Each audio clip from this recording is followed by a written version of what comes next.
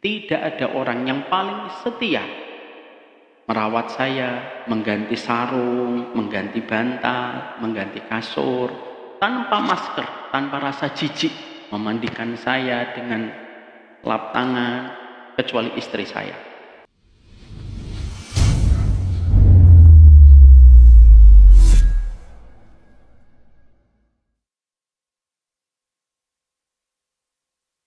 Ini ada sebuah kisah nyata. Saya sampaikan kisah nyata ini. Ini gambar nyata seorang laki-laki di daerah Sumatera Barat yang terkena penyakit di bawah lehernya. Kisah ini saya dapatkan secara langsung dari pelaku kisah ini ketika saya mengisi daurah di Sumatera Barat bersama dengan Ustadz Zaidul dan bersama dengan Ustadz Budi Azhari. Saya ngisi satu daurah di daerah Sumatera Barat.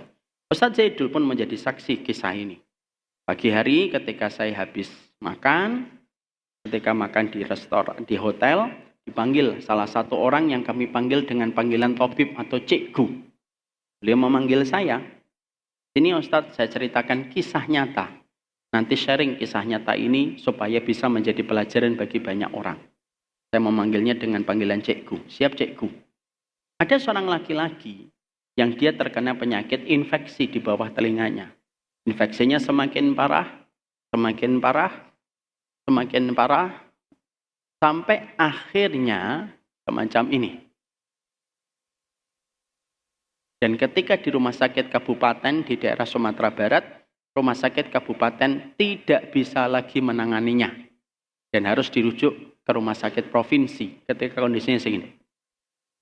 Ketika akan mengurus perpindahan beliau dari rumah sakit kabupaten menuju ke rumah sakit provinsi, pada saat itu ada salah satu keluarganya yang mengajak beliau untuk second opinion.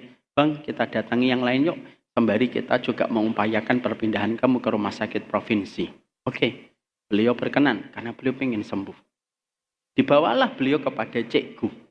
Orang yang beliau itu belajar tobib, belajar ilmu syar'i, dan beliau juga tahu tentang masalah kesehatan. Ketika pertama kali beliau ini dibawa ke rumah sakit, ke Cikgu ini, apa yang dikatakan Cikgu pertama kali? Bapak, iya. Bapak punya dendam? Enggak. Bapak punya dendam? Enggak. Bapak punya dendam enggak? Enggak. Pak, pengobatan itu dari luar hanya sifatnya membantu. Pengobatan itu dari dalam. Kalau dalamnya belum selesai, yang di luar itu tidak bisa efektif. Bapak punya dendam atau enggak? Terdiam. Lalu akhirnya tertunduk. Lalu menjawab, iya saya punya dendam. Sama siapa dendamnya? Sama istri saya. Jangan dulu. Kan belum selesai ceritanya. Istrinya saat itu menemani beliau. Dan istrinya kaget. Loh bang, kamu masih dendam sama saya? Iya. Lalu ditanya sama Cikgu Tobibnya ini. Bapak dendam kenapa sama istrinya? Ini pentingnya ya Bu. Pentingnya kalau kita ngobatin penyakit fisik. Jangan fokus sama obatnya. Tapi fokus pada hati dulu. Karena penyakit itu Allah sudah sediakan obatnya itu di dalam tubuh kita. Selama hati kita baik-baik saja. Lalu ditanya, kenapa Cikgu, kenapa Bapak dendam sama istrinya? Istrinya pernah selingkuh. Jangan lagi, belum selesai. Istrinya pernah selingkuh. Ketika istrinya pernah selingkuh, beliau cicat dengan laki-laki sampai kelewatan batas. Tapi tidak sampai kontak fisik, tidak sampai zina. Sampai akhirnya ketahuan. Dan sebenarnya ketika ketahuan, istrinya sudah minta maaf dan taubat. Sebenarnya suaminya sudah memaafkan. Cuma satu masalahnya. Laki-laki yang menjadi selingkuhan istrinya satu kampung dengan mereka.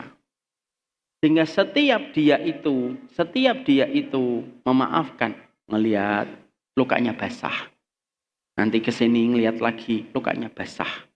Nanti lagi jalan ke pasar ngelihat lagi lukanya basah. Dan tidak pernah kering sekering-keringnya.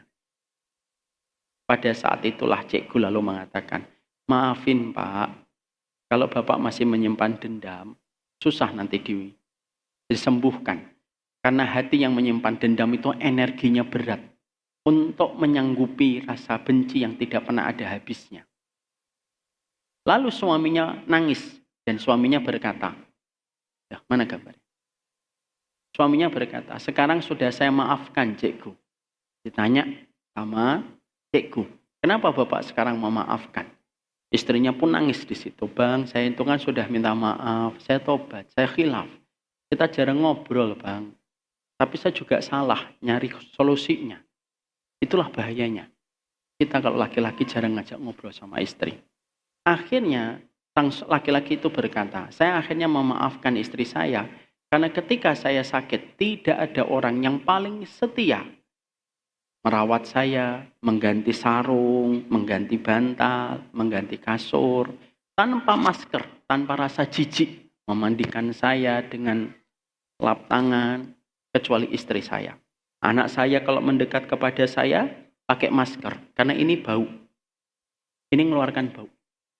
Tamu-tamu yang datang menjenguk saya, itu biasanya dari kejauhan. Dan memang saya suruh mereka supaya nggak mendekat, saya tidak mau mereka mencium bau dari infeksi saya. Tapi saya dapetin istri saya mendekat, ngusapin, mandiin saya, ganti sarung bantal, semuanya tanpa masker, tanpa sarung tangan. Dan itulah yang membuat saya yakin istri saya sudah bertaubat. Lalu cikgu mengatakan kepada beliau, Pak, maafin Pak. Yang saya tahu dari Ustadz, amalan tertinggi seorang suami istri itu saling memaafkan. Karena pasti kita akan bertemu kesalahan dan kekurangan. Akhirnya mereka memaafkan, mereka pelukan, mereka nangis. Setelah itu dikasih obat-obatan, lalu sang cikgu ini mengatakan, Bapak tetap ke rumah sakit provinsi untuk memaksimalkan. Tapi hati Bapak sudah selesai. Dibawa ke rumah sakit provinsi, Bu. Ketika dibawa ke rumah sakit provinsi, maka lukanya sempat agak lebih membasah. Terus mengering, tapi berlubang. Semakin berlubang, tapi lambat laun akhirnya menutup dan akhirnya kering. Ini kondisi terakhirnya.